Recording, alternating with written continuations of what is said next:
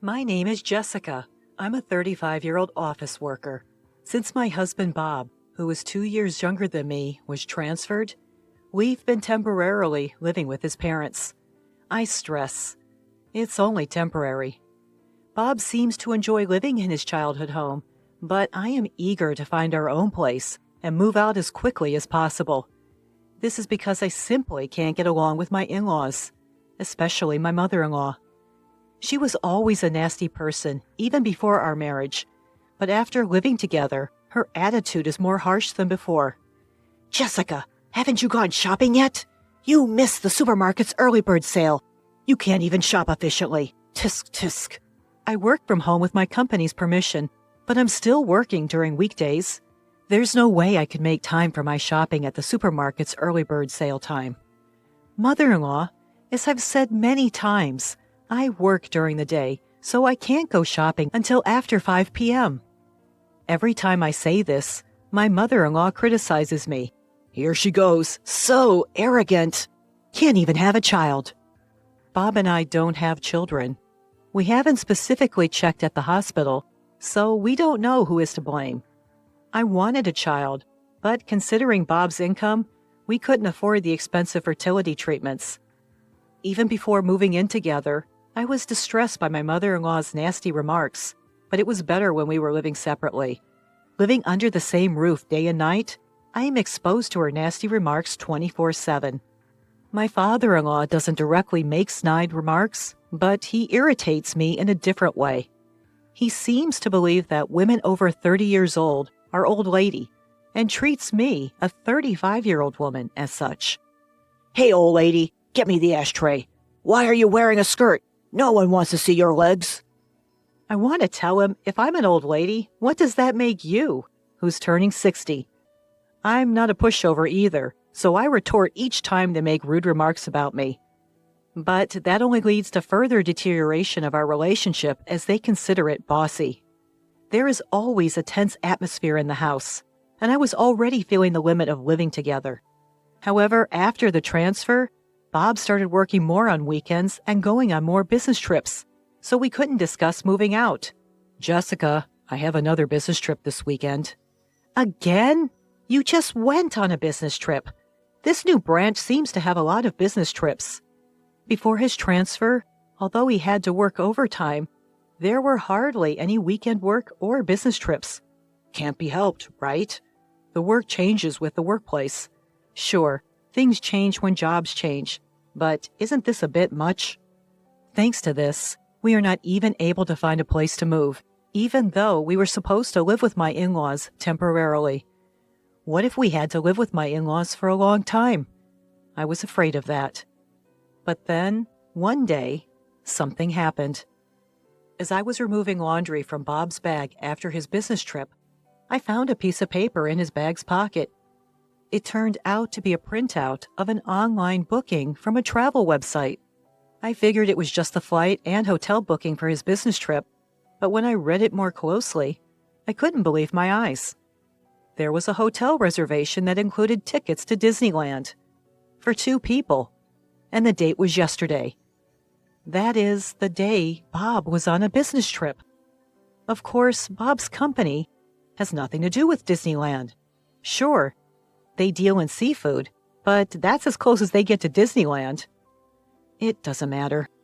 This means that Bob was pretending to go on a business trip, when in fact, he was visiting Disneyland for 2 days. And the fact that the hotel reservation was for 2 people? There's no doubt he was with a woman. As I was reeling from the shock, I heard Bob humming in the shower. It's a small world after all.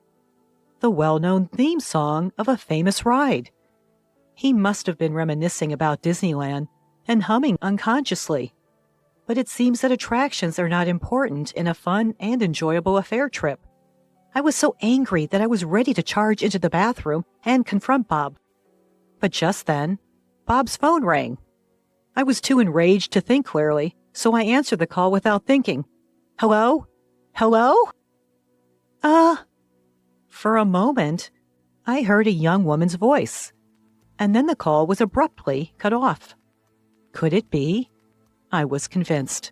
The call just now was no doubt from the woman Bob went to Disneyland with. In other words, Bob's mistress. When she heard my voice answering Bob's phone, she must have panicked and hung up. I checked the call history on his smartphone.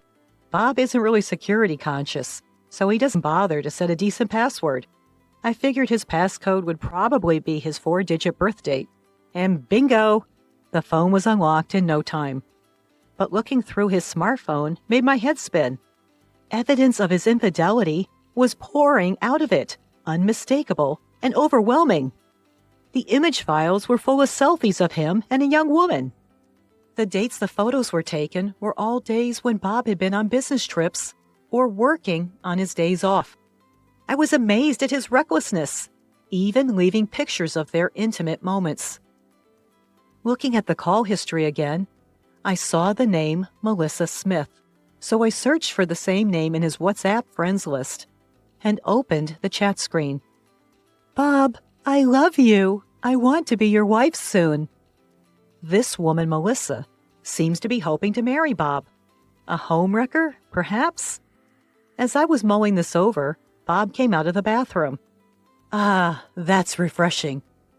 Facing Bob, who came out nonchalantly, drying his hair with a towel, I confronted him right away. "Refreshed, huh? Seems like you're feeling pretty refreshed in a lot of ways." "Huh? Who is Melissa Smith?" At the mention of his mistress's name, Bob flinched. "So it's true. You've been lying about going on business trips, and instead, you've been going on trips alone with this woman, Melissa Smith? Were all your business trips and working days off just lies? Unforgivable. Why do you... How on earth?" I pointed my smartphone at the upset Bob. "All the evidence is right here in this smartphone. Hey, did you go snooping through my phone? That's a violation of my privacy." It's laughable that a man who's morally bankrupt enough to cheat can complain about privacy invasion. If you don't want it looked at, set a better password. Before we got married, I made a promise with Bob that he'd absolutely not cheat. I had declared to Bob that if he cheated, I'd leave him right away. Of course, my feelings haven't changed. I can't continue a marital life with a man who's playing around with another woman. Let's get a divorce. When I simply said that, Bob surprisingly agreed without objection. Yeah, I guess so. It was unexpected. I thought he would resist more. Was he ready for divorce once he was caught cheating? "I'll get the divorce papers tomorrow. You tell your mom and dad." Got it. Bob's agreement was astonishingly nonchalant. However, once a declaration has been issued, it cannot be withdrawn, and it has no intention of doing so. Is this goodbye to married life? I felt a tinge of loneliness. The next day, I left the house early in the morning to get the divorce papers from the city office and to take care of some other errands. By the time I got home, it was already late at night. There in the house, my husband and his parents were waiting for me. "So you finally come back. We were wondering how long you were going to wander around." The moment she saw me, my mother-in-law began to make snide remarks. Bob being present here means she should already know about Bob's cheating and our divorce. Isn't there something she should say, like an apology, before making a snide comment? But instead of an apology, my mother-in-law said something unbelievable. "Well, it doesn't matter. At least you're finally leaving. We don't want to see your face anymore, so it's just as well you've been gone all day." "What do you mean?" With a smug smile, my mother-in-law responded to my question. "Exactly as I said. I'm sick and tired of seeing your face. Finally, Bob has returned home, and you were just in the way. You're always back-talking, without any hint of charm, even when I tried to make you uncomfortable enough to leave. It took so long for you to get the hint. I finally had to resort to my ace in the hole." Ace in the hole? My mother-in-law gave a satisfied smile. "You already know the name of Bob's girlfriend, right?" "Yes, something like Smith." Why was she checking if I knew the name of Bob's mistress? You see, I have a friend from my book club, Mrs. Smith. Her daughter is such a well-mannered, charming young lady. She's 10 years younger than you, only 25. At that age, she can have kids easily." Then my mother-in-law dropped a bomb. "So I introduced Mrs. Smith's daughter to Bob." "Excuse me?" I was shocked. I never expected my mother-in-law to say something like this to me. "Are you saying, mother-in-law, you arranged Bob's affair?" "Oh, arranged sounds so scandalous. I simply introduced them." I was completely taken aback by my mother-in-law proudly talking about her own wrongdoings. I can't believe that a mother would induce her own son to cheat on her. And she is so proud to tell her son's wife about it. What a horrible mother. Well, I had no other choice. Bob is our only child. We need an heir. I would have even accepted you as my daughter-in-law if you'd had children. But all you did was work, never having any children. Next to my mother-in-law, my father-in-law also nodded in agreement. So he was aware of his wife's actions. Do you understand? A 35-year-old woman who can't even have kids is no longer needed. If you understand, then hurry up and leave. With a triumphant look, my mother-in-law pointed at me. After a moment of silence, I said, "I see. I understand your views very clearly. I'll leave as you wish. I'll take all my belongings with me." "Oh, please do. I doubt you have much to take with you anyway. Do you need help moving?" My mother-in-law laughed and said, even though she didn't know anything. But I was the one who would have the last laugh. "No, it's fine. Don't worry about me. Everything's already arranged." "Huh?" Since I wasn't crying or freaking out, my mother-in-law looked surprised. "Besides, mother-in-law, I already know that you were helping Bob cheat on me." "What?" I smirked at my mother-in-law. "What do you think I've been doing all day? If I just went to the city hall to get divorce papers, it wouldn't have taken this long. I spent all day arranging for a move and meeting with Melissa Smith." "Oh my God. You met with Melissa?" Bob asked me in a panic. "So what? Did you think I would let you cheat behind my back and not say a word to the other woman? I made sure to note down her phone number when I checked your phone yesterday," I said calmly. Poor Melissa, though, she was really surprised when I called her and said, "I'm Bob's wife. I'd like to meet with you. Apparently, you've been lying to her, saying that you're single." I told her the whole truth. Bob, my mother-in-law, and my father-in-law were all shocked. They never would have thought I'd pull something like this off in just one day. Melissa found out that she was the other woman in your affair, and she was really upset. Of course, Mrs. Smith was furious too, at Bob and at you, mother-in-law. She was talking about suing you both for marriage fraud. I couldn't help but sympathize with her, so I promised I'd help as much as I could. What? Bob was visibly shaken. Of course, my mother-in-law was in the same state. Given the many ways in which Melissa deserves sympathy, I've decided not to claim any compensation from her. Instead, I'll increase the amount I claim from you, Bob, and you, mother-in-law, and father-in-law. Compensation? Why the hell do we have to pay damages? My father-in-law blurted out in panic. It's one thing if it's just Bob, but we have nothing to do with this. He seemed to have expected his son to pay some compensation for his affair, but they never dreamt that they themselves would pay. Are you going to take the best part without getting hurt? There's no such thing. Of course you do. The emotional distress caused by your harassment is more than enough reason, don't you think? As I said this with a smile, my father-in-law fell silent. And have you forgotten what I do for a living? I work at a law firm. Why don't I consult with my boss, the attorney, and see just how much we can squeeze out of you in compensation? I had already informed my attorney at the firm about the situation. What? Then the sound of a car pulling up in the driveway was heard. Oh, they're here. Hey there, this is a moving service. I headed to the door with a warm smile on my face. Thanks for having you come at late time. Sorry for the sudden request. No problem. We had a spot open for the night shift. It actually worked out for me as well. I managed to get some other things done, so please get started right away. Oh, and be careful. There are some fragile items. As I invited them in, several movers began to shuffle into the house and start gathering the belongings. Wait! Hold on! Following my instructions, they began to pack up my things with a swift and efficient rhythm.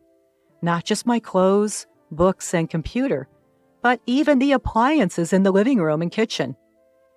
Hey, you guys, don't take that. That's ours. No.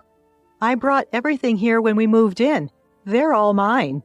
When Bob and I first moved here because of his job transfer, all the appliances in the in-laws' house were old ones that they'd been using for ages. I couldn't bear it and had our appliances shipped over from our previous apartment. Now it seemed that my mother-in-law had gotten used to the latest appliances and mistaken them for her own. A robotic vacuum and cordless cleaner. A high-end oven range capable of various cooking methods. An induction cooktop. A negative ion hairdryer, and an espresso machine. You're taking everything? You greedy woman! Mother-in-law lunged at me, but Bob stopped her. Mom, it can't be helped. But it's all Jessica's. It seemed that Bob had accepted the situation. However, it seemed that my mother-in-law wasn't ready to give up just yet. Once you know the superiority of the latest appliances, you can't go back, right? If you're dissatisfied, why don't you buy new ones? Though, after paying the compensation, it seems unlikely that you'll have enough money to buy new high-end appliances. While this was going on, the movers were rapidly moving my stuff into their truck under my direction. They bowed to me and hopped into the truck. Okay, I'll be heading to the new address as well. Please make sure everything gets there. As I watched the moving truck drive off, I got into my car. Of course, this car is also mine. Where is that truck going? Bob asked. Huh? Of course, I'm taking it to my apartment. The one I lived in before you were transferred. My apartment. The apartment I bought when I was single was listed for sale with a realtor due to Bob's job transfer. However, because the asking price was too high, it never sold, and I still own it. The realtor suggested lowering the price several times, but I'm glad I didn't. I never imagined this would happen. As I fastened my seatbelt, I laughed softly. But maybe, just maybe, I predicted this would happen deep down. What? Bob made a face as if he didn't understand. Because I set a selling price higher than the market rate to make sure it wouldn't sell. This way, I could always move back to my apartment. Upon hearing my words, Bob seemed to crumble from the knees. You, such a bitch! Feeling sure of my victory and letting my guard down, I was suddenly shoved by my mother-in-law, who rushed at me yelling. As I groaned in pain, my mother-in-law attempted to throw a cutting board at me for a follow-up attack, but was suddenly tackled by a black object and fell down yelling, "Ah!" Thank you, Blackie. Holding the black object, a stray cat named Blackie, I got on the moving truck and hurried to my new place to escape from my mother-in-law. I don't know why Blackie, the stray cat, was there at that moment, but I'm sure he came to help me because he has a strong sense of justice. I'll give him some catnip as a gift later. After that, Bob and I divorced. The law firm I work at filed a lawsuit for compensation against Bob and his parents. It's a real blessing that the young lawyers in training at the office accepted my case for almost no fee at all. Even though a young new lawyer is in charge, I feel secure because they have the support of a senior lawyer. As for the lawsuit against Melissa Smith, the senior lawyer himself took on the case, not the trainees. He said he will file both criminal and civil lawsuits because of the high degree involved. He said he's excited to file a criminal lawsuit, as it's been a long time since he's done so. Even if they sell their house and pay to Melissa Smith and to me, it probably won't be enough. Thinking about the life of extreme poverty and debt waiting for the three of them, I can't help but grin. I'm alone now, but compared to living with those in-laws and my disloyal husband, it's like heaven. For a while, I want to enjoy the easy single life with Blackie, who I inadvertently brought to my apartment. The mortgage for this place is $5,000 a month. I'm sure you, Hannah, can afford it. Please take care of it. What? I raised my voice. My mother-in-law, Julia, acted surprised and theatrically shrugged her shoulders, saying, "Oh, scary," pretending to be the victim. My father-in-law, Derek, glared at me and shouted, It's only fair. Let's rewind to several months ago. My name is Hannah. My husband Matthew and I are newlyweds. Since we both grew up in the same hometown, we decided to live somewhere in between my family home and Matthew's family home. You could say we're living close but apart. We thought it would be comforting to be within easy reach of both our families in case anything happened, but I ended up having issues with my in-laws. I first met them when Matthew and I got engaged and paid them a visit. Matthew had already warned me that he didn't get along well with his parents, saying, "My parents are reckless spenders and lack common sense, to be honest. I wouldn't mind cutting ties." Still, they were Matthew's parents. Taking advice from my own parents that it would be good to meet them at least once, we went to visit. Upon arriving, Julia warmly welcomed us. She didn't seem like the reckless spender, lacking common sense, that Matthew had described. There was a bit of a cold vibe toward me, but I thought that's just how mother-in-laws are toward their sons' wives. But their attitude changed in an instant when I told them where I worked. When Derek asked, "So Hannah, where are you working?" and I mentioned my company, their faces lit up instantly.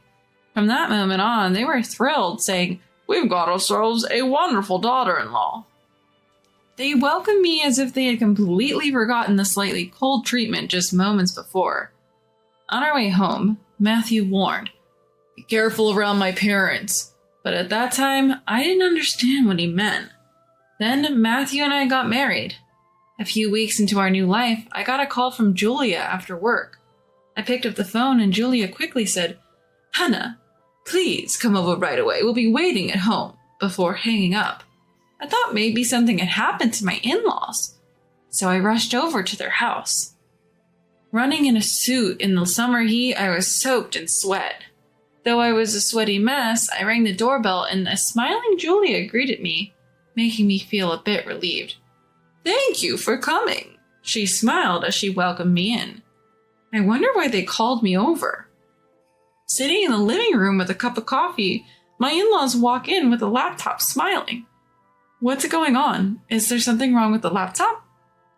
"No, actually, we have something we want you to buy for us, Hannah." "Buy for you?" Confused by the unexpected request, I'm left speechless.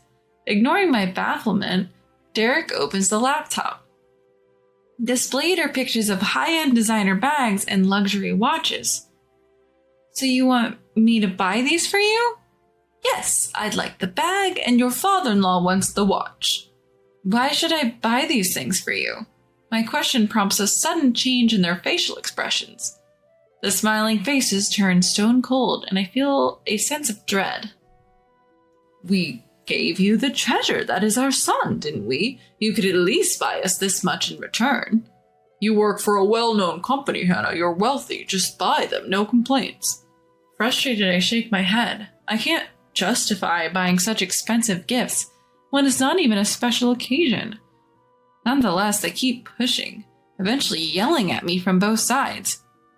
Overwhelmed, I end up caving in and making the purchase. The moment I buy the items, they return to their pleasant demeanor. "It's hot. Take your time and relax before you go," they say, which somehow makes it even more unsettling. Since I gave in once, they keep summoning me to buy various things for them. Each time I tried to refuse, but ultimately my fear of being yelled at from both sides made me give in. Matthew had told me he was often pestered for money by his parents when we were dating. But I always hesitated to bring it up because he clearly despised his parents. Feeling trapped and unsure what to do, another call from them comes in. I went to my in-laws' house wondering what I would be forced to buy this time. I knew from past experiences that if I didn't respond to the calls, I would receive a series of line messages like a demon. As usual, I was led into the living room, expecting my step-parents to bring their laptops again. But this time, it was different. This time, they bring out a stack of receipts. "What's this?" "This is 1 month of our living expenses. We thought you could cover it for us." "What?" "You're wealthy, Hannah. You can afford this." Saying so, Derek hands me a note with the total amount. I did the calculations for you this time. Next time, just do it yourself. The sum includes utilities, groceries, and other bills. I can't. I shake my head. I shouldn't have to bear your living expenses just because I'm married to your son. No sooner had the words left my mouth than I regretted them. Bracing for more yelling, Julia suddenly burst into tears, collapsing on the table. Why won't you give us money? How could you be so cruel?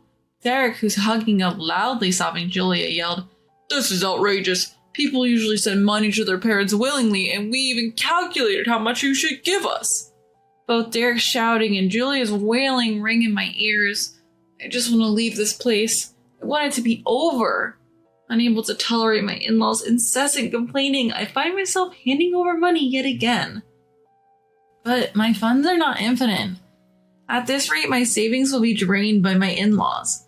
As I head home, I'm determined to talk to Matthew.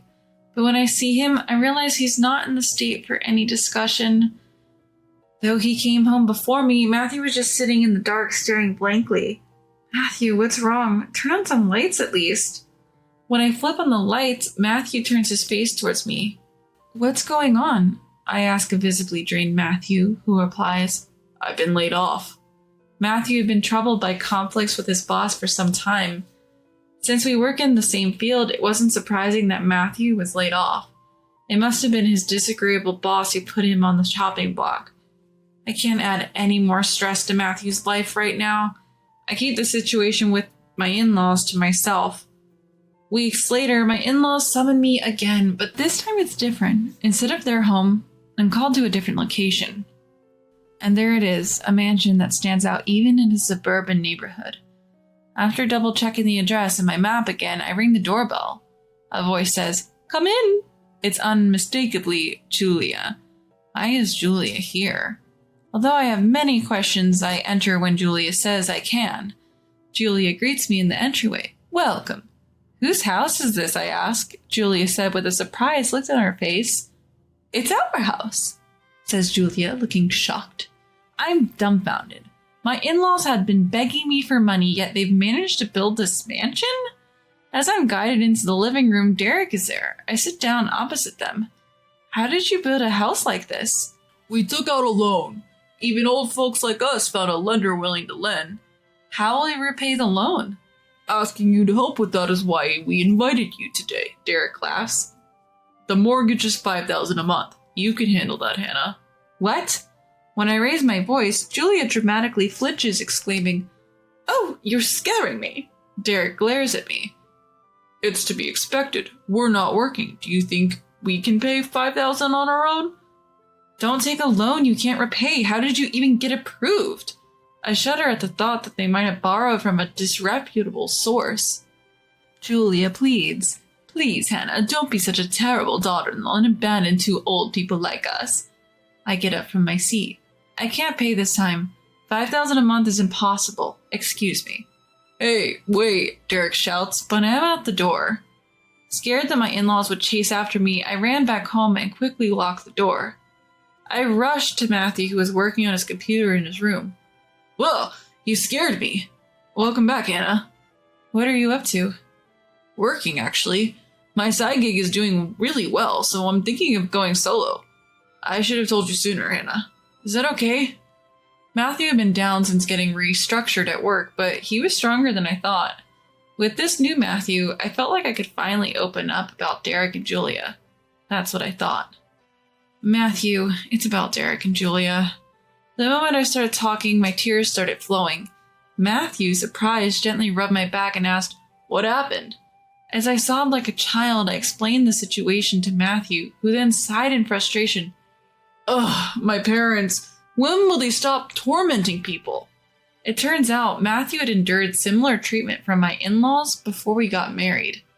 Since he had calmed down after getting married, he thought that his parents had also become calmer as they got older.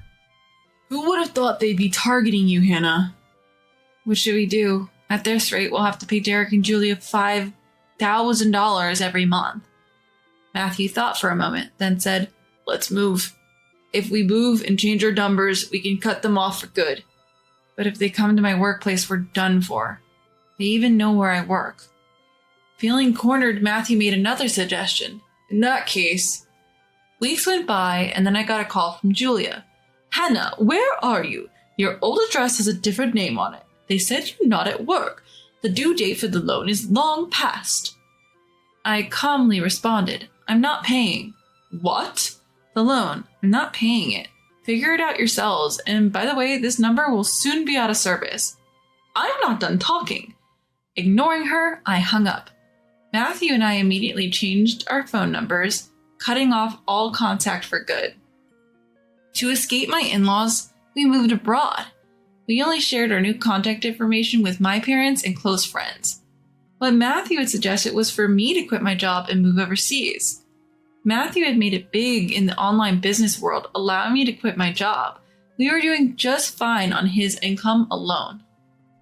Now I work part-time in a foreign country to earn some extra cash. I got word from a former coworker that my in-laws had showed up at my workplace yelling, "Where's Hannah?" They even got escorted out by the police. They got off with just a warning, but my coworker said they looked desperate and it was scary. Why had my in-laws become so frantic? We found out a year after moving abroad when I received a mysterious call. It was from Julia. I didn't recognize the number, but when I picked it up, it was Julie on the other end. "Hello, Hannah, please, you've got to help us." Somehow my phone number had gotten to Julia. I rushed to Matthew, switched on the speaker, and we both listened. Apparently, my in-laws had borrowed money from a shady company and were facing forced labor for not paying it back. "Is Matthew listening? Please transfer at least $30,000 or we could die from forced labor." "Absolutely not," Matthew responded. "I've suffered enough from their lack of sense all my life. They didn't even support my education, yet took most of the money I earned. I have no love left for them. Let them face the consequences." "But Matthew, don't say that. Please, help Mom." "To make up for their past, they should suffer." Matthew's words left Julia crying loudly. Then a male voice came on. "Okay, we're taking your parents." I was too stunned to speak, but Matthew calmly said, "Please go ahead." We never found out where they took my in-laws, but nobody in the family even looked for them. We certainly didn't want to find them. They were pretty sturdy for old folks. So they're probably still working hard somewhere. That's what I think. Life for us has been peaceful ever since. Matthew seems more energized in his work and with my assistance on the side. He even started his own small business. We built a big house overseas, even hired a maid. We're expecting another member in our family soon. Your belly is getting bigger. Yes, would it be okay to go back to my parents' place and show them their grandchild? We've only been talking over the phone ever since we left because of the in-laws. Since we ran away from his parents, we've only been able to talk to my parents over the phone. Matthew, whom I thought would never want to go back, immediately said, "Sure, let's go." "You're okay with that? You don't mind?" "As long as my parents aren't there, anywhere is heaven to me." Smiling, Matthew gently stroked my belly. "I want to meet you soon." When I saw Matthew smiling as if he had been rid of that possession, I felt from the bottom of my heart how glad I was to be able to cut ties with his parents.